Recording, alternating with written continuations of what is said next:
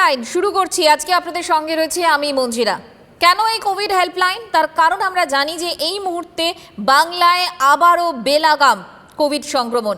মারণ ভাইরাস থেকে বাঁচবেন কিভাবে? যদিও বারবার করে গত 2 বছর ধরে যেভাবে আমরা এবং অবশ্যই চিকিৎসকরা তারা বারবার বলেছেন যে সতর্ক হন, সচেতন হন, ভয় পাবেন না, কিন্তু আমরা সত্যি কি সে কথা শুনেছি? আমরা শুনিনি। এবং যার ফলে প্রথম দ্বিতীয় ঢেউয়ের পর তৃতীয় ঢেউও যেভাবে আছড়ে পড়েছে, ওমিক্রনের সংক্রমণ যেভাবে বাড়ছে, তাতে সত্যি উদ্বেগ বাড়ছে। কিছুক্ষণ আগে মুখ্যমন্ত্রী মমতা বন্দ্যোপাধ্যায় তিনিও সাংবাদিকদের মুখোমুখি হয়েছিলেন এবং তিনিও বিধিনিষেধ আরও কড়াকড়ি করা হতে পারে তারও একটা ইঙ্গিত দিয়েছেন। আমরা শুনে নিই মমতা বন্দ্যোপাধ্যায় কি বলেছেন। লাইফ এবং লাইভলিহুড দুটোর দিকে তাকিয়ে রেস্ট্রিকশনটা করেছি। এতে যদি আমি দেখি আরো বাড়ছে, তখন হয়তো আরো কড়া বিধিনিষেধ হতে পারে।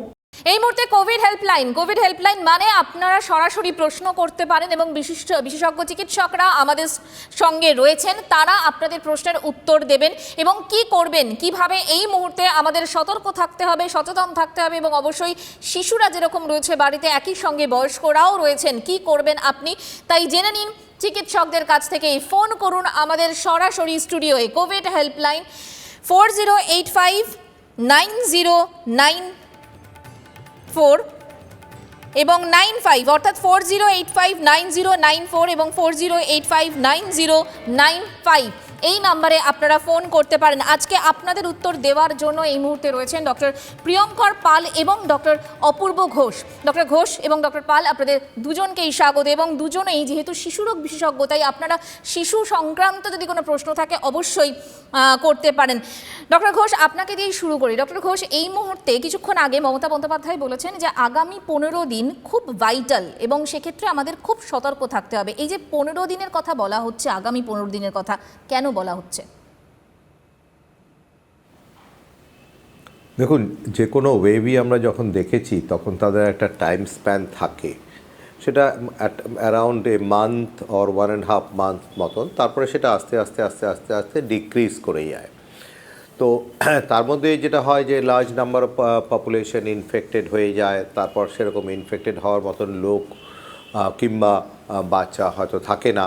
তো সেই জন্য আস্তে আস্তে এটা ওয়েন অফ করে যায়। যে কোনো আমরা চিকেন পক্সের ক্ষেত্রে দেখেছি, হামের ক্ষেত্রে দেখেছি, রোটা ভাইরাসের ক্ষেত্রে দেখেছি, যে কোনো ইনফেকশানই আমরা এরকম একটা আপ অ্যান্ড দেন ডাউন দেখি। এক্ষেত্রেও সেটাই হবে, সেটা সম্বন্ধে কোনো দ্বিমত কিছু নেই। কারণ কোনো ভাইরাস ওয়েভই কখনো কখনো মানে সারা বছর ধরে হাই পিকে চলছে তা নয়, লো পিকে চলে যায়, তখন সেটাকে এন্ডেমিক বলে। যেমন আমরা সারা বছর ধরেই বেশ কিছু ভাইরাস, কি ফ্লু, ইনফ্লুয়েঞ্জা এগুলো পাই। তো সেই জন্যই এইটা বলা হয়েছে যে আরও দিন 15 আমাদেরকে সাবধানে থাকতে হবে। তবে আমি যেটা বলবো যে সতর্ক করা আর শাস্তি, এর মধ্যে আমরা কোনটা করব? দেখুন, সতর্ক তো আমরা অনেকবার করে যাচ্ছি, আমাদের চিফ মিনিস্টার করে যাচ্ছেন, সবাই করে যাচ্ছেন, ডাক্তাররা করে যাচ্ছেন, কিন্তু লোকে কি তা মানছে? তো না যদি মানে, সতর্ক করে যদি মানুষ না শোনে, তখন হচ্ছে শাস্তি। তো আমার মনে হয় যে আমাদের সেই স্টেজটা এসছে যে যেখানে শাস্তি দিতে হবে, এবং সেই শাস্তিটা খুব হালকা শাস্তি হলে হবে না, যে ওই হয়তো 100 টাকা ফাইন হলো, তাতে হয়তো হবে না। আরও বেশি কিছু শাস্তি বোধহয় আমাদেরকে দিতে হবে এবং তার ব্যবস্থা করতে হবে। মানে অর্থাৎ এক্ষেত্রে শাস্তি দিয়ে শেখানোটা খুব প্রয়োজন হয়ে দাঁড়িয়েছে। আমি আসবো এক্ষেত্রে, আমাদের সঙ্গে ইতিমধ্যেই একজন রয়েছেন বন্ধু, দর্শক বন্ধু আমাদের সঙ্গে রয়েছেন, বিশ্বজিৎ মণ্ডল ময়নাগুড়ি থেকে। বিশ্বজিৎ বাবু নমস্কার, বলুন। হ্যাঁ বলছি ম্যাডাম, আমি 2টি কোভিড নিয়েছি, ভ্যাকসিন নিয়েছি, ঠিক আছে? কি বললেন আরেকবার? আমি 2টি কোভিড ভ্যাকসিন নিয়েছি, ঠিক আছে? এতে কি আমার কোনো অসুবিধা হবে? বলুন বলুন। হ্যাঁ বললাম কি, আমি 2টি কোভিড ভ্যাকসিন নিয়েছি, ঠিক আছে, টিকা। হ্যাঁ, তো আমার কি এতে কোনো অনেক টেনশন আছে কি যদি আমি চলাফেরা করি? আপনি শুনতে থাকুন ডক্টর পাল। হ্যাঁ, আপনি হ্যাঁ স্যার বলুন, আপনি বলুন স্যার। না না প্রিয়ঙ্কা, তুই বল। প্রিয়ঙ্কা বলুন। উনি হ্যাঁ খুবই ভালো কথা। কিন্তু তাতে ওর প্রোটেকশন কিন্তু নিয়ে যেতে হবে, পার্সোনাল প্রোটেকশনটা কন্টিনিউ করতে হবে, মাস্ক ইউজ করা, স্যানিটাইজেশন করা, সোশ্যাল ডিস্টেন্সিং মেনটেন করা, বিশেষ করে মাস্ক, এটা কিন্তু চালিয়ে যেতে হবে। যে দুটো কোভিড ভ্যাকসিনটা কিন্তু it is not a guarantee, definitely হয়তো ইনফেকশনের সিভিয়ারিটিটা একটু কম হতে পারে, কিন্তু ফ্রেশ ইনফেকশন হতে পারে। আমরা বহু ডাক্তারকে দেখেছি যারা গত বছর 2টি ভ্যাকসিন নিয়েছেন এবং আবার তারা আক্রান্ত। সুতরাং সেটা কিন্তু কোনো গ্যারেন্টি নয় যে তার জন্য উনি যাচ্ছে তাই করতে পারবেন। ভ্যাকসিন নিলেও কিন্তু কোভিড আক্রান্ত আপনি হতেই পারেন, তাই জন্য অবশ্যই সাবধান আপনাকে হতেই হবে। ডক্টর পাল, সেক্ষেত্রে শিশুদের কথা আমরা গত দুটো না, এই ঢেউয়ের প্রসঙ্গে আমি ক্ষেত্রে- একটা কথা বলি। হ্যাঁ নিশ্চয়ই। না, আমি যেটা বলি যে ভ্যাকসিন নিলেও হতে পারে, তা থেকেও আমাদের বড় ইম্পর্টেন্ট কথা হচ্ছে যে মেসেজটা আমরা দিতে চাই, নাহলে লোকে বলবে যে আমাদের তাহলে ভ্যাকসিন নিয়ে কী লাভ। যেটা প্রিয়ঙ্কর বলল যে সিভিয়ারিটি অফ দ্য ডিজিজটা অনেক কম হয় কিংবা হয়ই না। তো অ্যারাউন্ড 80% কি কখনো কখনো 90% প্রোটেকশনও থাকে, কিন্তু এই ইমিউনিটিটাও ওয়েন অফ করে যায়, যার জন্য আমাদেরকে বলা হচ্ছে যে এখন 9 মাস হয়ে গেলে হয়তো আমাদের বুস্টার ডোজের দরকার পড়বে। তো সেটাই আমি ভদ্রলোককে বলতে চাইছি, মিস্টার মণ্ডলকে, যে ভ্যাকসিন আপনি নিয়েছেন, আবার বুস্টার ডোজ যখন আসবে তখন নেবেন, আপনার প্রোটেকশন আছে, কিন্তু মনে রাখবেন যে সিভিয়ারিটিটা কম হতে পারে, কিন্তু আপনার হতে পারে। একেবারেই দক্ষিণ 24 পরগনা থেকে স্বপন মাল আমাদের সঙ্গে রয়েছেন। স্বপন বাবু বলুন। হ্যাঁ, বলছি আমার 2020 সালের নভেম্বরের 14 তারিখে কোভিড পজিটিভ হয়। হ্যাঁ, আমি ডিসেম্বরের 2 তারিখ থেকে আবার স্বাভাবিকভাবে কাজকর্ম শুরু করি আমার গ্রামে একটা ছোট্ট মুদিখানা। হ্যাঁ, তা বলুন। আমার গত 14ই নভেম্বর। হ্যাঁ, আপনার টিভি সাউন্ডটা একটু মিউট করুন প্লিজ। তা স্বাভাবিক কাজকর্ম করছি, আমার বয়স 60 বছর পূরণ হয়েছে এই জানুয়ারিতে। তা বলছি আমি কি ইমিউনিটি পাওয়ার বাড়ানোর জন্য কিছু যদি বলেন, আমার এখনো শরীরের ক্ষমতাটা কম আছে। হ্যাঁ হ্যাঁ হ্যাঁ, ঠিক আছে। আপনি শুনতে থাকুন। ডক্টর ঘোষ এক্ষেত্রে কি উত্তর দেবেন? দেখুন, ইমিউনিটি বাড়ানোর ওষুধ কিছু হয় বলে আমার মনে হয় না। আমার থেকে বেশি প্রিয়ঙ্কর হয়তো বলতে পারবে, কারণ প্রিয়ঙ্কর একটু হাইপার ইমিউনিটি যেগুলো হয়ে যায় সেসব নিয়েই বেশি কাজ করে। তবে আমি যেটুকু বলছি যে অপুষ্টি ছাড়া আর মানে আপনার অপুষ্টি আছে, আপনি ভালো খাওয়া দাওয়া করলেন, তাতে আপনার ইমিউনিটিটা নর্মাল লেভেলে এলো, কিন্তু আমি এমন কিছু করতে পারবো না যে একটা সুস্থ লোকেরও কোনো একটা ওষুধ খাইয়ে আমরা তার ইমিউনিটি বাড়িয়ে দিতে পারবো। ইমিউনিটি কমিয়ে দেওয়ার অনেক ওষুধ হয়, কিন্তু ইমিউনিটি বাড়িয়ে দেওয়ার ওষুধ নর্মালের থেকে বেশি বাড়িয়ে দেওয়ার কোনো ওষুধ হয় না। তবে যেসব জায়গায় আমরা বলি যে প্রোটেকশনের জন্য লোকাল ইমিউনিটি, যেমন ধরুন কেউ সিগারেট খাচ্ছে, তাকে হয়তো আমরা বলবো যে আপনি সিগারেট খাবেন না, কারণ আপনার লোকাল ইমিউনিটিটা কমে যাবে। আর এই কোভিড ভাইরাস যেহেতু লাংস দিয়ে যায়, তো সেই জন্য ধুনো ইভেন এখন তো দেখা যাচ্ছে যে ধূপকাঠি যেটা আমরা চালাই সেটা আমাদের লাংসের পক্ষে খুবই ক্ষতিকারক। তো এই জিনিসগুলো, এবং কেউ কেউ বলে এটা সিগারেটের থেকেও ক্ষতিকারক, তো এই জিনিসগুলো করবেন না। একটা সুষম খাদ্য খাবেন, খাদ্যের মধ্যে যাতে ভিটামিনস, ফ্রুটস এবং ভেজিটেবলস থাকে, সেটা সস্তার ফ্রুটস হলেও চলবে, পেয়ারা হলেও চলবে, কিন্তু একটা ফ্রুটস যেন থাকে। ঝাড়গ্রাম থেকে প্রিয়ব্রত বেরা আমাদের সঙ্গে রয়েছেন। নমস্কার, বলুন প্লিজ। হ্যালো, হ্যাঁ বলুন। আমি বলতে চাইছি, যেহেতু এখন প্রচুর মানুষ কোভিড ভ্যাকসিন নিয়েছেন, তাহলে আমরা এই ফেজে নিশ্চয়ই আগের থেকে কোভিড ইনফেকশন কম হবে, এটাই তো নিয়ম। যেহেতু এতজন ভ্যাকসিন নিয়েছেন, আর তা যদি না হয়, অনেকে বলে থাকেন কোভিড একটা বিজনেস, যারা অনেক আগে যুদ্ধের জন্য বারুদ তৈরি করত, তারা পরে আপনার প্রশ্নটা কীটনাশক কি? সার তৈরি করেছিল, তারপরে এখন তারাই ভ্যাকসিন তৈরি করছে। যদি এটাই প্রমাণিত হয় যে আগে অনেক প্রচুর মানুষ এখন কোভিড ভ্যাকসিন নিয়েছেন, আপনাদের কথা মতো যেহেতু এটা আমাদের প্রোটেক্ট করছে, তার মানে এবার যে ফেজটা হবে আগের তুলনায় অনেক কম হবে, এটাই নিয়ম। এটাই অনেকে বলতে চাই। এই ব্যাপারে যদি একটু আমাকে ব্যাখ্যা করে দেন। আপনি শুনতে থাকুন একটু ডক্টর পাল। এ ধরনের বিভিন্ন রকম বিষয় কিন্তু সামনে ঘোরাফেরা করছে, অনেক ক্ষেত্রেই ঘোরাফেরা করছে। এক্ষেত্রে বোধহয় একটা স্ট্রং মেসেজ দেওয়াটা খুব প্রয়োজন। ডেফিনেটলি যেটা মোস্ট ইম্পর্টেন্ট বক্তব্য, যে ভাইরাস তার নেচার চেঞ্জ করে। আচ্ছা, এবার আমরা যেটা আগেও এই মুহূর্তে আলোচনা করেছিলাম, প্রথমেই আমরা যে আলোচনাটা করলাম যে ভ্যাকসিন নিলে ইনফেকশন হতে পারে, কিন্তু ইনফেকশনের সিভিয়ারিটি, যে আগের বার যে পেশেন্ট সেকেন্ড ওয়েভ, ধরুন সেকেন্ড ওয়েভের সময় একটা ম্যাসিভ ওয়েভ এলো, বেশিরভাগ লোক তখনও ভ্যাকসিন নেয়নি, হয়তো কিছু ডাক্তার হেলথ কেয়ার ওয়ার্কার্স তখন ভ্যাকসিন পেয়েছে, সো হসপিটাল অ্যাডমিশন সাংঘাতিক, মানে হাসপাতালে কোনো বেড নেই, হাসপাতালে বেড পাওয়া যাচ্ছে না, অক্সিজেনের অভাব, চারদিকে একটা সাংঘাতিক পরিস্থিতি আর কি। তো এখনো কিন্তু পিকটা সাংঘাতিক একটা পিক করছে, নাম্বারস প্রতিদিন 5,000 10,000 করে নাম্বারস বাড়ছে, কিন্তু এখনো কিন্তু সেই হাসপাতালে যে অ্যাডমিশন হচ্ছে, পেশেন্টের অক্সিজেন দরকার হচ্ছে, সেটা কিন্তু হয়নি। সো এই যে একটা বিশাল পরিবর্তিত পরিস্থিতি, ইনফেকশন কিন্তু হচ্ছে, হ্যাঁ, কিন্তু এখন যেটা হচ্ছে একটা মাইল্ডার ভ্যারাইটি অফ ইনফেকশন, একটু জ্বর হচ্ছে বা কারো জ্বর হচ্ছেই না, জাস্ট গা হাত পা ব্যথা, একটু সর্দি কাশি, কিন্তু সেটা ওই আকারে গিয়ে পৌঁছচ্ছে না যেখানে অক্সিজেন লাগছে, হসপিটাল অ্যাডমিশন লাগছে, বড় বড় ওষুধ লাগছে, ভেন্টিলেশন লাগছে।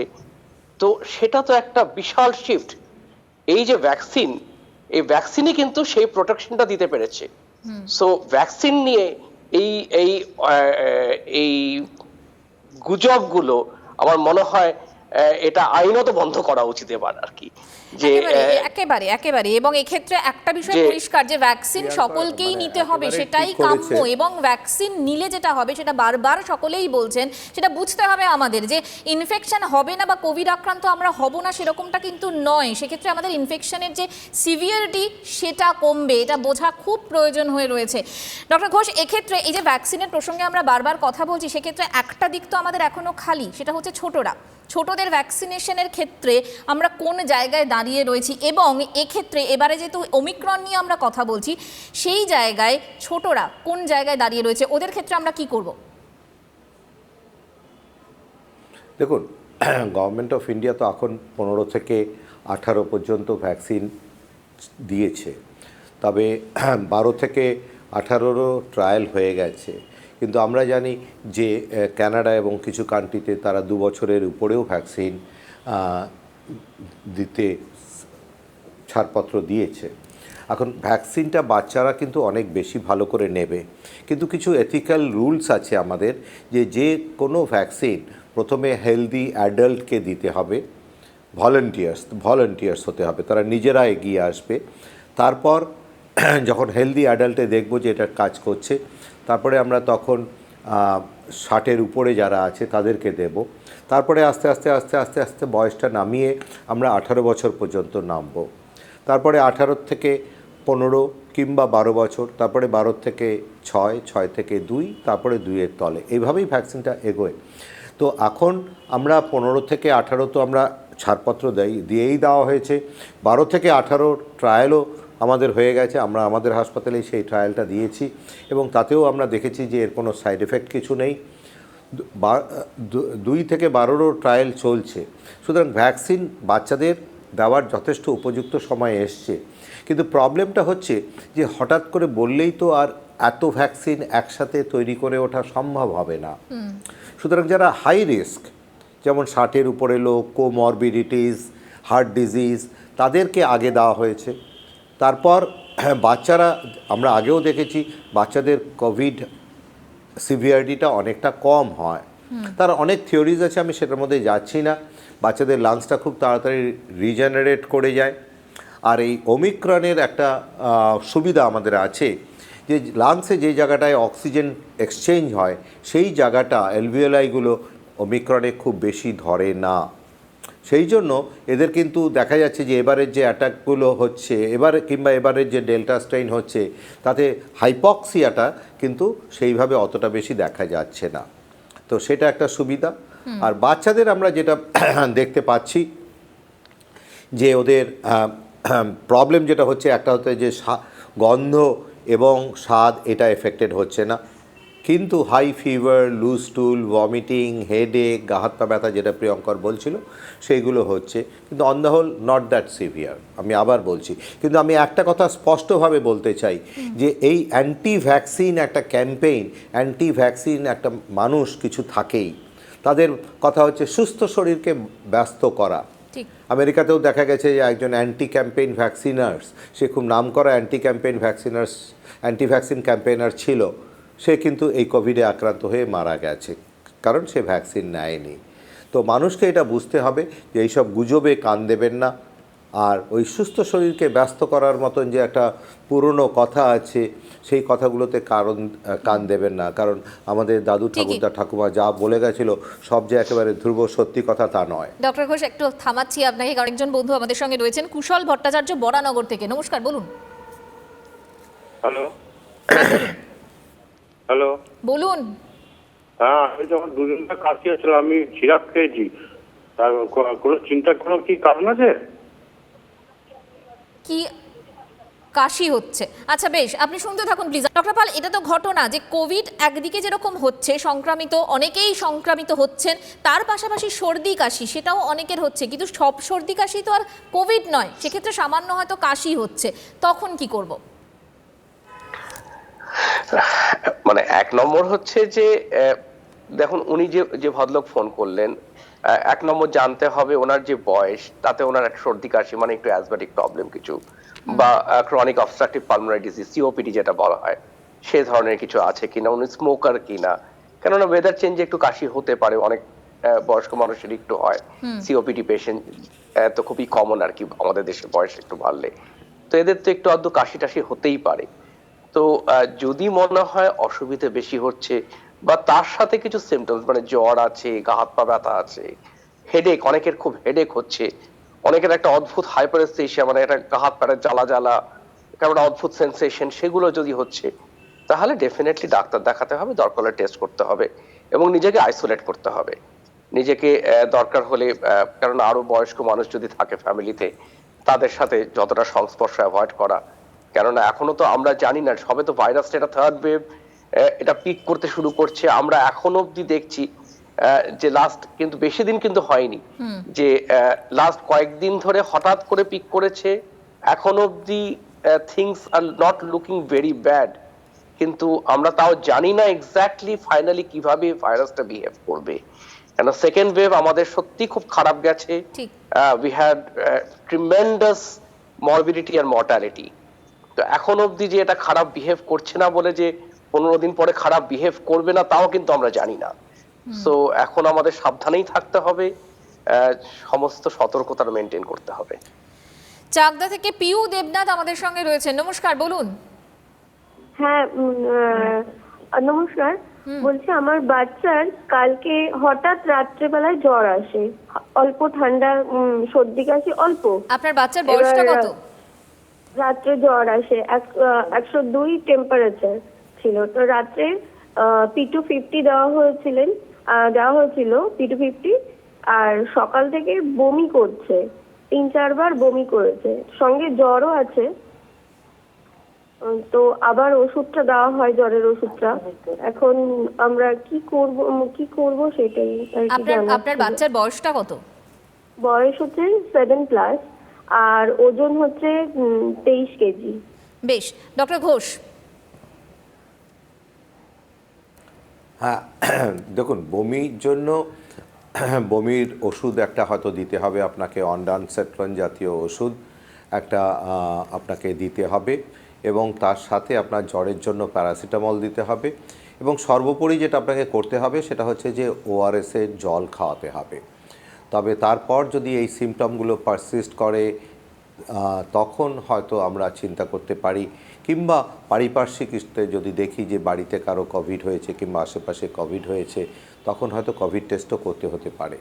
তবে সব জ্বরই যে এখন কোভিড তা নয়, এই জ্বরের মধ্যে যাতে অন্য কোনো কিছু না বেরিয়ে যেতে পারে, যেমন ধরুন টাইফয়েড বলুন, ম্যালেরিয়া বলুন, ডেঙ্গিটা কমেছে, ডেফিনেটলি কমেছে, সেগুলোও আমাদেরকে খেয়াল রাখতে হবে। সব কিছুই কোভিড বলে চললে চলবে না।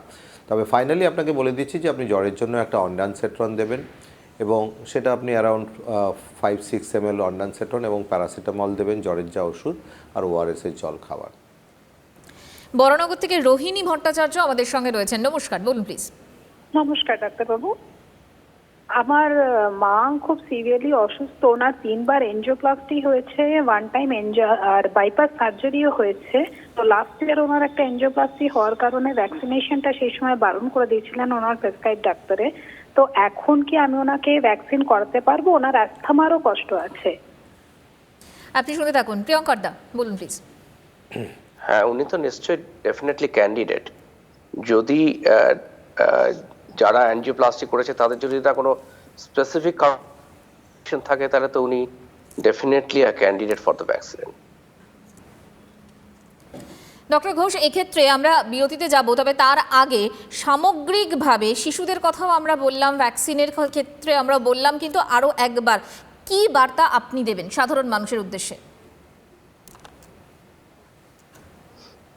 সাধারণ মানুষের উদ্দেশ্যে যে আমার যে বার্তাটা, সেটা সবার আগে যে কয়েকটা দিন কিংবা কয়েকটা মাস আপনাদের এই আনন্দ উৎসবগুলো একটু বন্ধ রাখুন।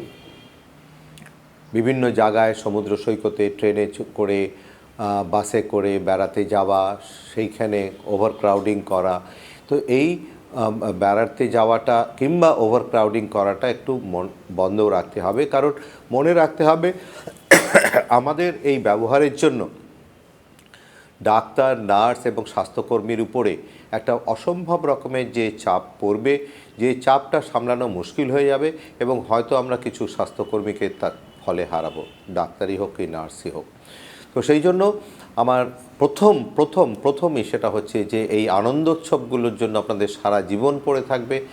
হয়তো কোভিড আর এই বছরই থাকবে, তারপর হয়তো থাকবে না, তারপর মনের সুখে ফুর্তি করবেন। সেকেন্ড যেটা হচ্ছে যে মাস্ক পরাটা, মাস্কের পিছনে আমাদেরকে একটু খরচা করতে হবে। আমরা দেখি যে মানুষ যে মাস্কটা পরে এসছে সেটা বাহারে মাস্ক, কিন্তু তার কোনো কভার নেই, নাকের তলে নেমে যাচ্ছে, বারবার করে তারা মাস্কটা নামিয়ে কথা বলছে, সেটারও কোনো ভ্যালু আছে বলে আমার মনে হয় না। এই যে বিহেভিয়ারটা, যে আমি মাস্ক পরে থাকলে আমার কথা বুঝতে পারছে না লোকে, সেটা কিন্তু বন্ধ করতে হবে এবং মাস্ক পরে কথা বলার অভ্যাসটা করতে হবে। থার্ড যেটা আমি বলবো সেটা হচ্ছে যে আবার বলছি যে হ্যান্ড ওয়াশিংটা সেটা ভালো করে করতে হবে। আমাদের ব্যবহারের জন্য বাচ্চারা ক্ষতিগ্রস্ত হবে সেটা নিশ্চয়ই আমরা কেউ চাই না। আর আমি যেটা দেখেছি, এটা আমার ব্যক্তিগত অভিজ্ঞতা, যে বাচ্চারা খুব ভালো মাস্ক রাখে, ওদেরকে যা শেখানো যায় ওরা সেটা ফলো করে না, সেটা হচ্ছে আমাদের মতন প্রাপ্তবয়স্ক লোকেরা কিংবা অল্প বয়সী লোকেরা। এবং বাচ্চাদেরকে যে কিন্তু আমি দেখি যে ওরা মাস্ক কখনো পরিয়ে দিলে আর খোলে না।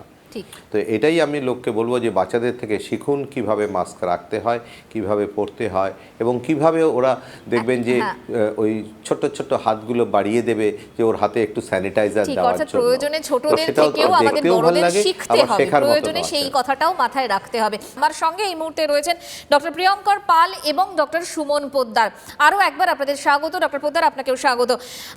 ডক্টর পাল, যে কথাটা ডক্টর ঘোষ বলছিলেন যে এই যে শাস্তির ব্যবস্থা করা, কারণ গত 2 বছর ধরে প্রশাসন হোক, আমরা মিডিয়া হোক বা আপনারা চিকিৎসকরা হন, বারবার সতর্ক করেছেন, কিন্তু সাধারণ মানুষ কিছুতেই বুঝতে চান না। তারা ওভারক্রাউডিং তো বটেই, তার সঙ্গে যে সমস্ত জায়গায় ওভারক্রাউডেড জায়গা, সেই সমস্ত জায়গায় মাস্ক পরেন না বা নিষেধ মানেন না।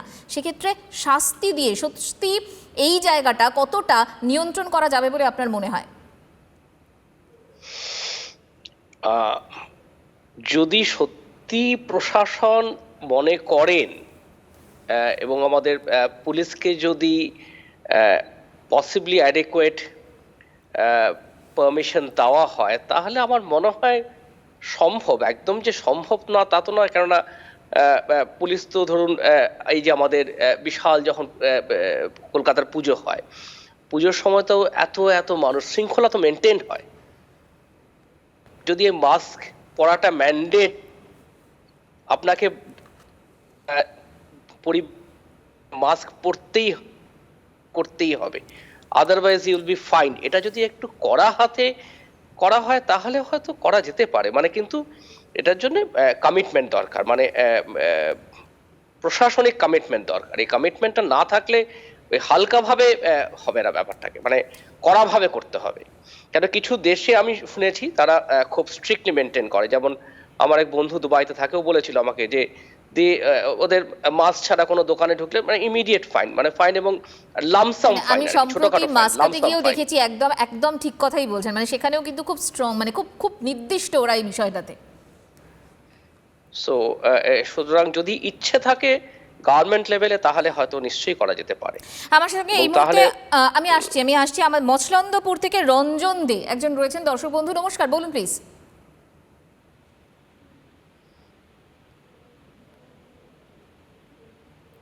হ্যালো, আপনি শুনতে পাচ্ছেন রঞ্জন বাবু? সম্ভবত তিনি আমাদের সঙ্গে নেই। প্রদ্যুম্ন রক্ষিত আমাদের সঙ্গে রয়েছে। নমস্কার, বলুন প্লিজ। হ্যাঁ নমস্কার, আমি বালুরঘাট থেকে বলছিলাম। আমার বয়স 32 বছর। আমি গত সোমবার দিন rapid antigen test plus RTPCR দুটোই করাই। তো আমি কোভিড পজিটিভের কন্ট্যাক্টে এসেছিলাম। তো তারপর আমার রিপোর্ট গতকাল এসছে, নেগেটিভ এসছে। র্যাট তো তখনই পেয়ে গেছিলাম, তখনই নেগেটিভ এসছে। তো আজকে সকালে হঠাৎ করে আমার একটু সকাল থেকে খুসখুসে একটা কাশি শুরু হয়েছে। তো আমি গার্গল, তার বেশি কিছু নেই, জ্বর সর্দি বা এসব কিছু নেই, জাস্ট একটা খুসখুসে কাশি শুরু হয়েছে। তো আপনাদের এখানে এই প্রোগ্রামটা দেখে ভাবলাম একবার ফোন করি, কোনো যদি সাজেশন পাওয়া যায়। বেশ, নিশ্চয়ই, আপনি শুনতে থাকুন প্লিজ। ডক্টর পোদ্দার কি সাজেশন দেবেন আপনি? আচ্ছা, প্রথমেই বলি যে আপনি যে কোভিড কন্ট্যাক্টের সঙ্গে এসেছিলেন, কন্ট্যাক্টে আসার সঙ্গে সঙ্গে যদি আপনি টেস্ট করেন, your test may be negative. সাধারণভাবে বলা হয় 5 থেকে 14 দিনের মাথায়, কন্ট্যাক্ট টাইমের 5 থেকে 14 দিনের মাথায় তখন টেস্ট করার কথা। আর আপনি যে তখন শুধু জেনে বুঝে মানে জানতে তখন আপনি কোভিডের কন্ট্যাক্টে এসেছেন, কিন্তু অজান্তে যে কখনো কোভিডের এর পরে আবার কন্ট্যাক্টে আসবেন না তা তো নয়। যদি আপনার সিমটমস পারসিস্ট করে, আপাতত সিমটোমেটিক ট্রিটমেন্ট, সিমটোমেটিক ট্রিটমেন্ট সেগুলো এখন আপনার ইউজ করবেন। একটু গরম জল একটু খেতে পারেন, একটু গার্গল করতে পারেন, সেটাতে টেম্পোরারি একটু আরাম দেবে। প্রচুর ভেপার নিয়ে লাংস জ্বালিয়ে কোনো লাভ নেই। তাতে যেটুকু কমফোর্টেবল সেটুকুর জন্য যেটুকু আপনি চান সেটুকু করতে পারেন, কিন্তু এক গাদা ভেপার নিলেই আমার লাংস ভালো থাকবে এরকম ভাবার কারণ নেই। আর মনে রাখবেন যে এবারের যে কোভিড হচ্ছে সেটা লাংস কম এফেক্টেড হচ্ছে, মেইনলি আপার এয়ারওয়ে এফেক্টেড হচ্ছে, মানে গলা বেশি ব্যথা হচ্ছে, একটু সর্দি থাকছে, হাত পা ব্যথা হচ্ছে। আর যেটা আমি বলছিলাম যে এর যদি আপনার সিমটমস পারসিস্ট করছে আর বাড়িতে একাধিক লোকে এফেক্টেড হচ্ছে বা না হচ্ছে, তাহলে আপনি একটা কিন্তু আবারও কোভিড টেস্ট করতে দিতে পারেন, করে নেওয়াটা উচিত। বেশ, পর্ণশ্রী থেকে শৈলেন বোস আমাদের সঙ্গে রয়েছেন। শৈলেন বাবু, বলুন। হ্যালো। হ্যাঁ, বলুন। আচ্ছা, আমি আমার বাড়িতে কাজের জন্য আয়া দুবেলা দুজন আসে, তারা জামা কাপড় নিচে ছেড়ে আসে, আমি স্যানিটাইজার করে নিই, এইটা কি ঠিক হচ্ছে? আপনি শুনতে থাকুন, ডক্টর পোদ্দারের কাছ থেকে উত্তরটা নিই। আচ্ছা দেখুন, জামা কাপড় থেকে ছড়াতে পারে নিশ্চয়ই, কিন্তু সেই পদ্ধতিটা আস্তে আস্তে এখন আমরা অনেক পেটনের শাড়িতে আমরা ধরি। কারণ তাই যদি হতো, আগে আমরা ভাবতাম যে কারেন্সি থেকেও ছড়ায়, নিশ্চয়ই ছড়ায়, কিন্তু সেই প্রবাবিলিটিটা অনেকটা কম। এখন মেইল যেটা আমরা ভাবি সেটা হচ্ছে এয়ারবর্ন বা হাওয়া দিয়ে ছড়ায়, মানে আমাকে নাক, মুখ, থুতনি এই জায়গাটা ভালো করে কাভার রাখতে হবে, তাহলে কিন্তু আমার মেজরিটি কাজে দেবে।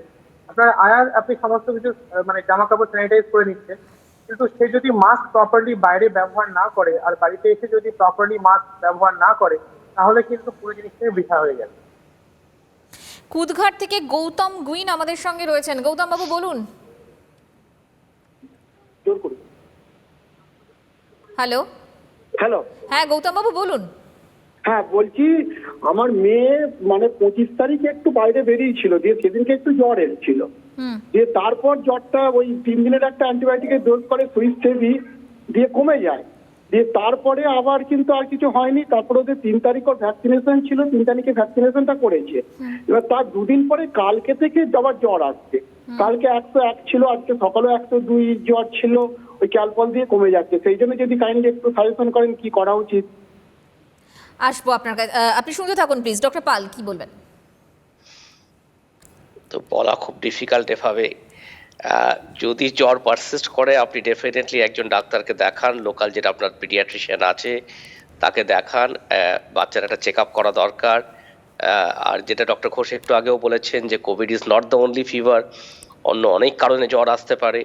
যদিও Covid is a predominant fever, এখন যে জ্বর চলছে বেশিরভাগই কোভিড, কিন্তু অন্য জ্বর যে হচ্ছে না তা তো নয়, অনেক কারণে জ্বর হতেই পারে। সো আপনার যদি জ্বর চলতে থাকে, 2 দিন হয়ে গেছে, ইটস টাইম আপনি এবার কোনো একজন ডাক্তারকে দেখান। আমার আরেকটা বিষয়ও বারবার মনে হয়, এটা নিশ্চয়ই আপনারা একমত হবেন আমার সঙ্গে, যে যখনই এরকম বাড়িতে কেউ রয়েছেন বা এরকম ধরনের সিমটম আমরা দেখতে পাচ্ছি, একদিনের বেশি হয়ে যাচ্ছে, 2 দিন বা 3 দিন, তখন তো আমরা অবশ্যই আগে চিকিৎসকের কাছে দেখা করব, যাব, তার পরামর্শ নেব। সেটা নয় কি তার আগে আমরা ওষুধের কথা ভাবি, কি করব সেই চিন্তাটা করি। এই জায়গাটা থেকেও বোধহয় এবার আমাদের বেরিয়ে আসা উচিত, কি মনে হয়? একদম 100%।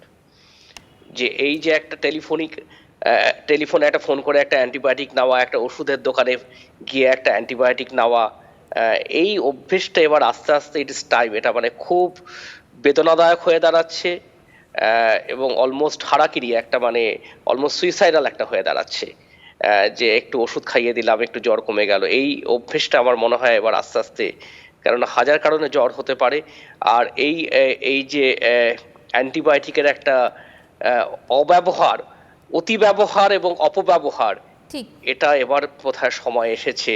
কেননা সুমনও জানে এই জিনিসটা, সুমন আমার থেকে ভালো বলতে পারবে হয়তো এটা নিয়ে, যে আমরা আস্তে আস্তে একটা অ্যান্টিবায়োটিক, যেটা 100 বছর আগে যে আমরা ছিলাম, যে একটা পৃথিবীতে যেখানে অ্যান্টিবায়োটিক ছিল না, আমরা আবার সেই অন্ধকারের জগতে আস্তে আস্তে বোধহয় প্রবেশ করতে শুরু করেছি, যেখানে আমাদের হয়তো অ্যান্টিবায়োটিক থাকবে না। তখন আমাদের আবার কি নিয়ে আমরা লড়াই করবো জীবাণুদের সাথে আমরা জানি না।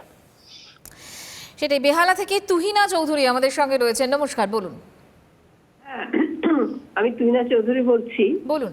আমার প্রশ্ন হলো, আমার একদিন জ্বর হয়েছে, খুব কাঁপুনি দিয়ে জ্বর এলো, তারপর আমি গতকাল টেস্ট করিয়েছিলাম, আজকে রিপোর্ট পেলাম যে আমি পজিটিভ। হ্যাঁ, তো আমি এখন কি ওষুধ খাবো? মানে আমার একটা সেরকম কিছু নেই, এখন আর জ্বরও নেই, কিন্তু মাথাটা ভার ভার, সর্দি আছে, কাশি নেই। বেশ, আপনি শুনতে থাকুন প্লিজ, ডক্টর পোদ্দার। না দেখুন, এখন আমাদের স্টেটের একটা ডেফিনিট গাইডলাইন আবারও নতুন করে দেওয়া হয়েছে। আপনার সবার আগে জরুরি আপনার যে চিকিৎসক, তার সাথে যোগাযোগ করা। আপনার এই মুহূর্তে কোনো কমপ্লিকেশন নেই, হোপফুলি হবেও না, কিন্তু কখনো কখনো কিন্তু 5ম দিনের পর থেকে আবার কমপ্লিকেশন দেখা দিতে পারে। তাই একবার একটু নিজস্ব যে ডাক্তার আপনার আছে তার সাথে একবার কথা বললে ভালো। এছাড়া রেস্টে অবশ্যই থাকবেন, অ্যাডিকুয়েট হাইড্রেশন মানে ঠিকঠাক মতো জল খাওয়া, সেগুলো মেনটেন করবেন, হেলদি লিভিং যেগুলোকে বলে সেই জিনিসটা করবেন। আর ডাক্তারের পরামর্শ অনুযায়ী যদি গাইডলাইনে যেরকম দেওয়া আছে, হাইড্রক্সিক্লোরোকুইনের কথা বলা হচ্ছে নতুন গাইডলাইনে, সেটা যদি আপনার শরীরের হার্টের কন্ডিশনের উপর বেস করে যদি পারমিট করে, তাহলে সেটা হয়তো খেতে হতে পারে। বাকি পুরোটাই সিমটোমেটিক, সর্দি হলে সর্দির ওষুধ, কাশি হলে কাশির ওষুধ, সেগুলো আপনার ডাক্তারের সাথে একবার কথা বলে নেবেন। আচ্ছা, আমি এই ব্যাপারে আরেকটু অ্যাড করতে চাই, যেটা প্রিয়ঙ্কর স্যার বলছিলেন। আমার বাস্তব অভিজ্ঞতার কথা বলি। আমি জাস্ট 3-4 দিন আগেকার কথা বলছি, মানে সোমবার বা সোমবার। তো সেদিন একজন পেশেন্ট এসেছিলেন, তাকে বারবার করে বোঝানোর চেষ্টা হচ্ছে যে আপনার যা সিমটমস আছে, বাচ্চাটি যা সিমটমস আছে, ইট ক্যান বি কোভিড। 3 দিনের মাথায় বাচ্চাটি জ্বর নিয়ে এসেছিল, ইট ক্যান বি কোভিড। তার বাড়িতে সবাই জ্বর। ভদ্রমহিলা তিনি বললেন, আমার এই টেস্টগুলোর উপরে কোনো ভরসা নেই, আমি যখন প্রেগনেন্ট ছিলাম তখন আমার এরকম পজিটিভ এসেছিল, অথচ আমার কোনো সিমটম ছিল না, সুতরাং এই টেস্টগুলো যা কিছু হচ্ছে এগুলো বহুজাতিক সংস্থার টাকা খেটার দিক। সরাসরি মুখের ওপর সোজা সাপটা এই কথাটা বললেন, এবং বললেন কাকে, যিনি আমাকে বলছেন, মানে আমি গত 2 বছর ধরে আমি এবং আমার মতো চিকিৎসকরা কনস্ট্যান্ট লড়াই করে যাচ্ছি যে না, টেস্ট করতে হবে এবং সেক্ষেত্রে সেই অনুযায়ী অ্যাডিকুয়েট স্টেপ নিতে হবে। তার একটাই বারবার দাবি ছিল, বাকি ওষুধ তো আমি সব জানি, আমি কোন অ্যান্টিবায়োটিকটা দেবো শুধু আপনি সেটুকু বলে দিন, অ্যাজিথ্রোমাইসিন দেবো না কোয়ামক্সিক্লার দেবো। এটাই ছিল তার কনসালটেশনের মূল কারণ। এবং লাস্টে রাগ করে আমি বাধ্য হই বলতে যে আমার মনে হচ্ছে এটা কোভিড হতে পারে, টেস্ট রেজাল্ট নিয়ে আসুন, তারপরে আমি আপনাকে অ্যান্টিবায়োটিকের কথা বলবো। এবং তিনি বেজায় অসন্তুষ্ট হয়ে চলে যান, হয়তো আসবেনও না।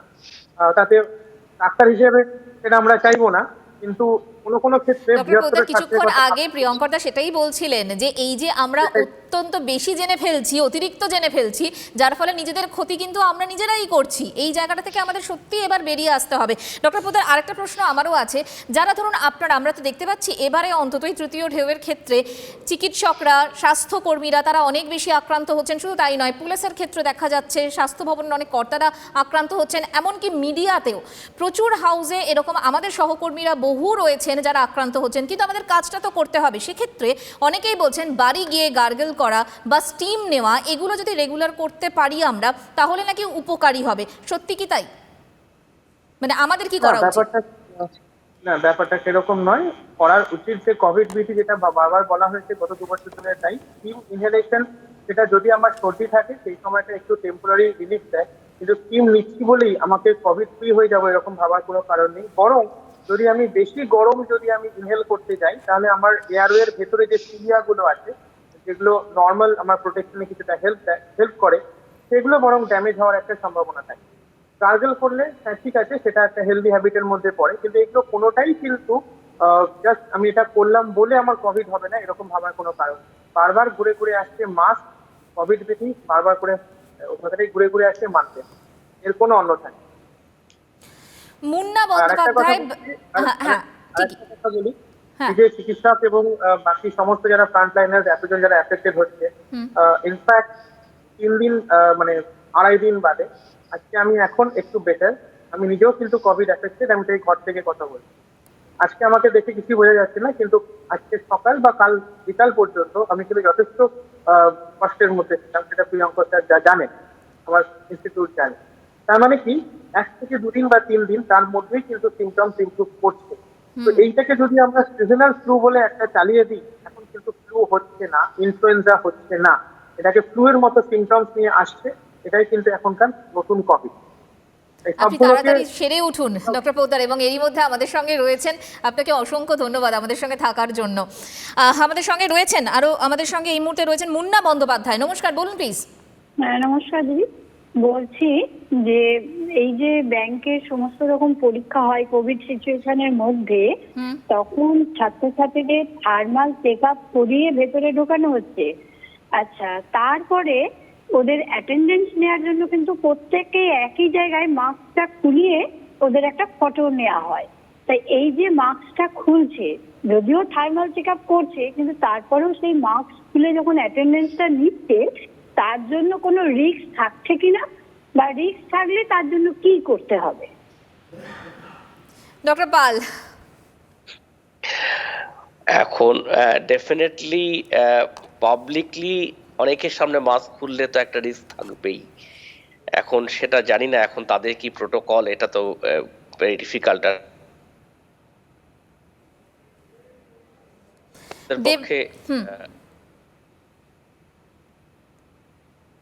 না ডক্টর পাল, আপনার কথা স্পষ্ট করে আসছে না। দেবাশিস বিশ্বাস যাদবপুর থেকে আমাদের সঙ্গে রয়েছেন টেলিফোনে। নমস্কার, বলুন প্লিজ। নমস্কার আপনাদের সবাইকে। আমার একটা ছোট্ট প্রশ্ন, আমরা যখন প্রথম এবং দ্বিতীয় ঢেউয়ের সময় থেকে জিনিসপত্র, সবজি, মাছ ইত্যাদি যখন আনছিলাম, আমরা একটু ওই ভেজি উইক বা ওই ধরনের জিনিস দিয়ে একটু ধুয়ে নিচ্ছিলাম, বা কখনো কখনো হালকা করে একটু সাবান মিশিয়ে জলে। তো এগুলো কি এখনো কি করার প্রয়োজন আছে, না এগুলো আর এই মুহূর্তে জরুরি নয়? বেশ, ডক্টর পাল এই মুহূর্তে বোধহয় আমাদের সঙ্গে নেই। ডক্টর পোদ্দার, আপনি যদি একটু বলেন আমাদের। দেখুন, একটু আগেই আমি একজনকে সেটা উত্তর দেওয়ার চেষ্টা করছিলাম যে দেখুন, এই যে সারফেস থেকে নিশ্চয়ই ছড়ায়, কিন্তু সেটার যে প্রবাবিলিটি, সেটা কিন্তু এখন আমরা প্রায় তলানিতে ধরেছি। এগুলোকে আমরা খুব বেশি আর এখন আমরা পাত্তা দিচ্ছি না। যদিও হ্যাঁ, এই সারফেস গুলোতে ভাইরাস কিছুক্ষণ, কিছু ঘন্টা, কিছুদিন ভায়াবল থাকতে পারে, কিন্তু সেটাই মেইন মোড অফ ট্রান্সপোর্ট নয়। তাই এগুলোকে অত মেটিকুলাসলি এখন যদি আপনি না করে সিম্পল যদি জল দিয়ে ধুয়ে নেন, তাতেও যথেষ্ট। কিন্তু যেটাকে মানতেই হবে, ওই বাজারটি কিনতে গিয়ে নাকের মাস্কটা নাক থেকে নেমে গেল, সেটা যে একদমই অ্যালাউড নয়, এটুকু কিন্তু মেনে চলবে। ডক্টর পোদ্দার, আরও একবার শিশুদের নিয়েও আমরা কথা বলেছি, যেহেতু এখনো পর্যন্ত এই ছোটদের তো আমরা ভ্যাকসিন দিতে পারিনি, যার ফলে এই যে স্কুল কলেজে তারা একেবারেই বন্ধ হয়ে রয়েছে। আরও একবার কি আমরা এই শিশুদের একদম বাড়িতে আটকে রাখবো, মানে বাড়ি থেকে একেবারেই বের করবো না এই মুহূর্তে অন্তত? হ্যাঁ, আপাতত এখন এটাই কিন্তু সময়। এখন যেরকম হিউজ একটা টাইড চলছে, একটা সুনামির মতো যখন চলছে একটা, এই মুহূর্তে কিন্তু বাচ্চাদেরকে একটু আবার আটকে ফেলতে হবে। আর একটা কথা বলি যে এবার কিন্তু বাচ্চারা অ্যাফেক্টেড হচ্ছে অনেক বেশি। আমার নিজের কথা বলতে পারি, যে চেম্বার, প্রাইভেট চেম্বার, 7 দিনে 23 জন কনফার্ম আরটিপিসিআর পজিটিভ। এটা শুধু আমার তথ্য নয়, আমার মতো বাকি আরো অনেক তাদের চেম্বারও একই রকম তথ্য হয়ে পড়ে আসছে। এই দিক থেকে দেখলে বাচ্চাদের এবার সিমটমস অনেক বেশি, যেটা আমরা হয়তো বা আগে প্রেডিক্টও করেছিলাম যে পুজোর সময় আপনাদের এখানেই অনেকবার আমরা বলেছিলাম যে এরপরে থার্ড ওয়েভে কি বাচ্চারা বেশি অ্যাফেক্টেড হবে। তো বাচ্চারা বেশি অ্যাফেক্টেড হবে নয়, কিন্তু বাচ্চারাও অ্যাফেক্টেড হচ্ছে, এটা কিন্তু মাথায় নিয়ে চলতে হবে। তাই ওদেরকে একটু ওপেনিং করে ফেলতে পারলে ভালো। মানে ওরা যেমন বাড়িতে আজকে যাবে, এরকম ওর চারদিকে যারা আসছে তারা সবাই যদি প্রপার কোভিড বিধি মেনে চলে, তাহলে বাচ্চাটি অ্যাফেক্টেড হওয়ার সম্ভাবনাটা কম। আর এই মুহূর্তে আপনি একদম শেষের দিকে আমরা চলে এসেছি, আরও একবার আমরা তো বারবার করে সতর্ক করার চেষ্টা করেই চলেছি গত 2 বছর ধরে, আরও একবার আপনি কি বলবেন? আপনি নিজেও যেহেতু এই মুহূর্তে ভুগছেন। না, ভুগছি, কিন্তু সেটা পাশাপাশি এখন অনেকটা সুস্থ বোধ করছি। আজকে দুপুরের পর থেকে অনেকটা বেটার। তো আশা করি আর কোনো কমপ্লিকেশন হবে না। তো এনিওয়েজ, কি করতে হবে বলতে, দেখুন, কোভিড বিধি মানতেই হবে, যে মাস্ক তাদেরকে পরতেই হবে প্রপারলি। মাস্ক মানে এই নাকটা চুলকোচ্ছিল, নাকটা নামিয়ে একটুখানি নাকটা চুলকে নিলাম, সেরকম করলে হবে না। কোভিড বিধিটা মানতে হবে, প্রপার মাস্ক পরে থাকতে হবে, সোশ্যাল ডিস্টেন্সিং মেনটেন করতে হবে, অযথা জটলা বা জমায়েত সেখানে না যাওয়াই উচিত। গভর্নমেন্ট সবকিছু করে দেবে এটা আশা করলে চলবে না। গভর্নমেন্টের কাছ থেকে যদি আমরা গভর্নমেন্টের যদি সত্যি, যেটা ডক্টর পাল যেটা বলার চেষ্টা করছি, যদি সদিচ্ছা থাকে, পুলিশ চাইলে রাতারাতি এই জিনিসটাকে কিন্তু কন্ট্রোল করে ফেলতে পারে, মানে এই কোভিড বিধি মানার নিয়মটাকে কন্ট্রোল করে ফেলতে পারে। তো সেগুলোকে মেনে চলতে হবে। নয়তো মনে রাখবেন, যদি সমস্ত ডাক্তাররা যেভাবে অ্যাফেক্টেড হচ্ছে, যেভাবে পুলিশরা অ্যাফেক্টেড হচ্ছে, তাই যদি চলতে থাকে, তাহলে কিন্তু খুব শিগগির এরকম অবস্থা হতেই পারে যে চিকিৎসা করার জন্য ডাক্তার পাওয়া যায়। ঠিকই, এবং সেই আশঙ্কার কথা মাথায় রেখে অবশ্যই আরও একবার আমরা বলবো, সতর্ক হন, সচেতন হন, মাস্ক অবশ্যই ব্যবহার করুন এবং ঠিক মতো মাস্ক পরুন এবং অবশ্যই করোনা বিধি মেনে চলুন। এবং ডক্টর পোদ্দার, আপনি দ্রুত সুস্থ হয়ে উঠুক এই কামনা রইল আমাদের সকলের তরফ থেকে। অনেক ধন্যবাদ আমাদের সঙ্গে থাকার জন্য। ডক্টর পাল, আপনাকেও অনেক ধন্যবাদ আমাদের সঙ্গে থাকার জন্য। কোভিড হেল্পলাইন আজকের মতো এখানেই শেষ করলাম। খবর আরও রয়েছে, দেখতে থাকুন, সঙ্গে থাকুন। TV9 বাংলা, প্রথম থেকেই প্রথমে।